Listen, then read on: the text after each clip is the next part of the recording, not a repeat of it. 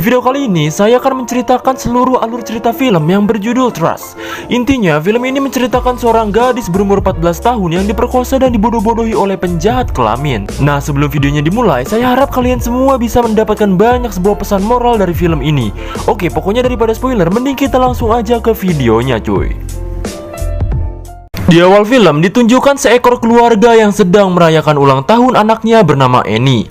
Lalu setelah perayaannya selesai, si Annie ternyata punya kenalan cowok di sosial media yang sudah dekat dengannya dan selalu chattingan dengannya setiap hari. Ayahnya pun bernama Will datang menghampirinya untuk melihatnya. Merasa anaknya dan teman chatnya baik-baik saja, ia pun meninggalkannya.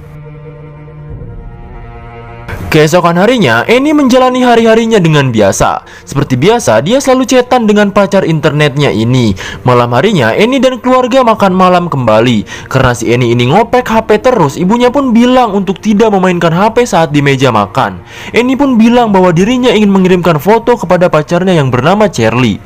Ia pun memperkenalkan Charlie bahwa Charlie adalah orang yang pintar dan lucu, dan ia juga seumuran dengan Annie. Keluarga ini pun hanya senyum-senyum kayak kuda karenanya. Keesokan harinya, Annie pun telah pulang dari sekolahnya dan memiliki kabar yang sangat baik. Ia diterima menjadi tim utama klub bola voli wanita di SMA-nya. Ia pun buru-buru ngabarin si Charlie. Lalu pas ngabarin, ternyata si Charlie bilang sesuatu bahwa ia ternyata berumur 20 tahun dan sedang berkuliah. Annie pun kaget dan hanya terdiam. Dan si Annie membalas chatnya yaitu ia akan menerima Charlie walaupun berumur 20 tahun. Si Charlie pun ngirimin foto-fotonya yang membuat Annie tersenyum-senyum. Hari demi hari pun dijalani dengan sangat baik-baik saja. Di suatu malam, Annie dan Charlie pun chattingan. Si Charlie bilang lagi bahwa dirinya adalah seorang pria yang sudah lulus kuliah. Ia berumur 25 tahun. Annie pun kaget banget dan tidak percaya. Ia pun langsung menelpon Charlie. Charlie pun mengirimkan fotonya yang berumur 25 tahun dan si Annie hanya bisa menutup matanya. Keesokan harinya, Annie ketemuan sama Charlie di mall. Annie ke mall sendiri dan menunggu Charlie. Lalu tak lama kemudian, datanglah si Charlie ini. Annie hanya terdiam dan kaget. Ternyata si Charlie jauh lebih tua dari umur 25. Annie pun menangis dan bilang bahwa kenapa kamu selalu bohong sama aku gitu.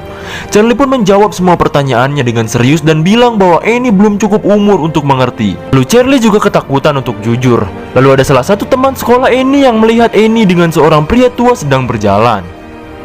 Mereka pun akhirnya minum dan kencan seperti biasa. Charlie masih tetap merayunya agar Annie tenang. Lalu si Annie pun ikut sama Charlie menggunakan mobilnya dan pergi ke suatu hotel. Annie pun disuruh untuk menggunakan bikini. Si Charlie merayunya dan mengusap-ngusap Annie ini. Dan tanpa sepengetahuan Annie, ternyata si Charlie memasang sebuah kamera dan si Charlie pun langsung menyetubuhi si Annie.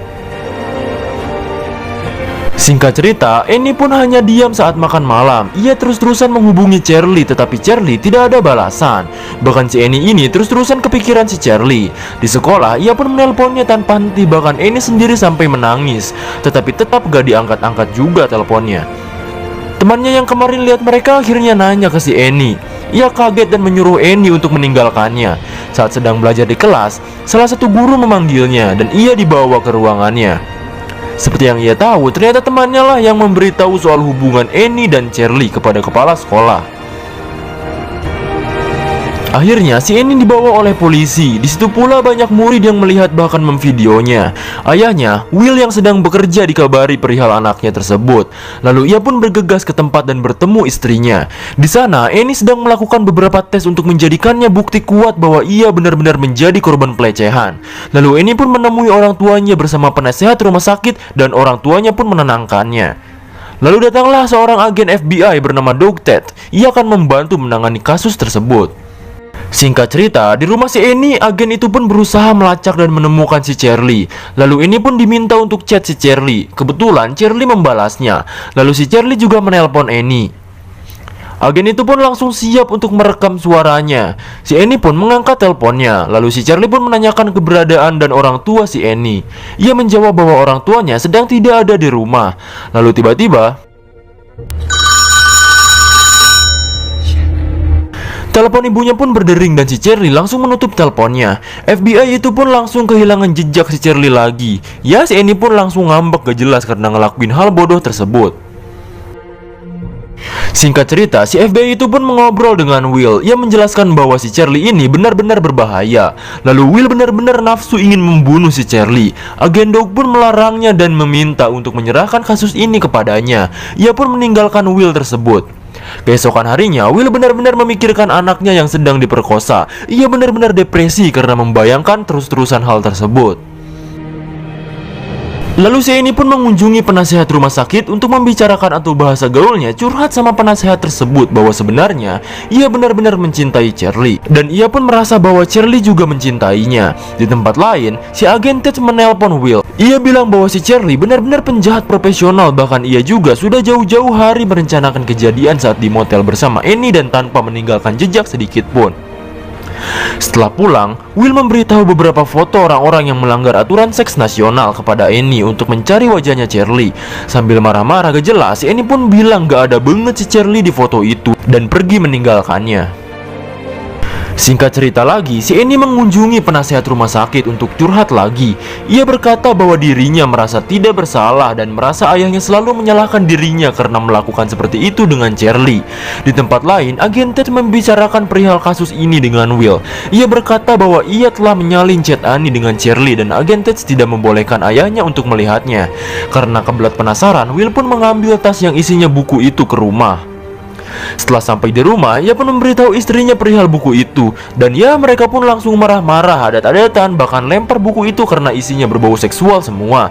Saking emosinya, Will sampai kebelet ingin membunuh Charlie dan pergi ke suatu tempat. Keesokan harinya, Annie mulai bersekolah lagi. Temannya yang melaporkannya meminta maaf padanya. Annie pun langsung ngegas karena ia telah menghancurkan keluarganya dan hubungannya dengan Charlie. Malamnya, Will mengunjungi Annie di kamarnya dan lagi-lagi menanyai perihal Charlie. Will langsung belak-belakan bilang bahwa Annie telah berbohong padanya. Ia harusnya bilang kalau si Charlie awalnya berbohong sama Annie perihal umurnya yang jauh berbeda. Annie pun langsung membantah semua kata-kata ayahnya bahwa si Charlie benar-benar mencintainya dan saat di motel juga, Charlie tidak memperkosanya. Mereka pun ribut adu mulut. Lalu Will pun diusir pergi dari kamarnya.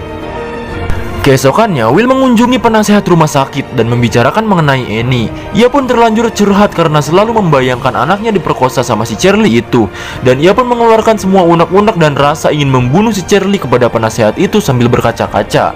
Singkat cerita, si Will pun berada di suatu rumah. Ia pun memukul-mukul pemilik rumah itu dan menembak mati orang itu. Lalu ternyata itu cuma lamunan si Will aja di toko senjata.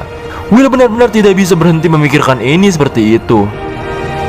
Singkat cerita, agen Ted memberitahu hal lain lagi bahwa si Charlie ini sebelumnya juga memperkosa wanita lain. Beberapa foto pun ditunjukkan dan parahnya sampai ada gadis yang berumur 12 tahun yang ia perkoseng bangke. Ini pun langsung pergi kabur. Will menyimpulkan bahwa FBI berarti sudah mencari si Charlie jauh sebelum kasus Annie berada. Will pun langsung menutup matanya. Si Annie kabur ke tempat penasehat rumah sakit lagi. Ia langsung berbicara mengenai wanita lain yang digenjot olehnya. Ia pun langsung menangis jeritan gogoakan dan baru paham sekarang bahwa ia berarti diperkosa oleh si Charlie. Penasehat rumah sakit itu pun langsung memeluknya untuk menenangkannya. Malamnya, Will dan istrinya adu mulut lagi. Si ibu pengen lebih baik memperhatikan Annie ke depannya. Sedangkan, Will berpikir bahwa membalaskan rasa kesalnya kepada Charlie adalah jalan yang terbaik. Apalagi jika Charlie ketangkap, mungkin bisa menyelamatkan korban-korban selanjutnya. Singkat cerita, ini pun bertanding voli di sekolahnya. Will dan keluarga menontonnya. Saat enak-enak nonton, Will melihat seseorang yang mirip dengan Charlie dan pernah ia lihat di daftar orang-orang yang melanggar peraturan seks nasional. Ia pun langsung mendatangi dan memukul-mukul wajahnya dengan penuh kesal. Ternyata, pria tersebut bukan Charlie. Pria itu pun memaafkannya karena tahu jika hal tersebut hanya kesalahpahaman saja. Pulangnya, si Annie langsung bacotin ayahnya lagi. Ya, si Will juga tahu kalau dia yang salah karena telah lepas kendali kayak gitu. Keesokannya, temannya pun memberitahu soal dirinya yang ada di internet. Ia pun langsung mengecek apa yang ada di internet tersebut. Ia pun kaget setelah mengetahuinya. Ternyata itu adalah sebuah gambar porno yang diedit menjadi kepala si Annie ini. Annie pun langsung pulang dan depresi karena hal itu. Ia pun langsung menelan banyak pil. Will ditelepon oleh istrinya soal Annie yang kabur dari sekolah. Ia pun langsung mencari Annie di kamar mandi dan mendobraknya. Annie pun muntah dan dibawa ke rumah sakit. Paginya, ini menemui Will yang sedang duduk sendirian sambil melamun. Will pun bercerita sambil menangis dan si Will meminta maaf kepada Annie karena terlalu berlebihan dengan apa yang dilakukannya. Annie pun langsung memeluk ayahnya tersebut dan film pun diakhiri dengan adegan seorang pria yang sedang memvideokan keluarga kecilnya. Ternyata pria tersebut adalah Charlie dengan nama asli Weston. Ia pun bertemu salah satu muridnya yang ternyata si Charlie atau Weston ini adalah guru fisika. Mereka pun bersenang-senang tanpa ada kejaran FBI ataupun polisi setempat dan film pun tamat, cuy.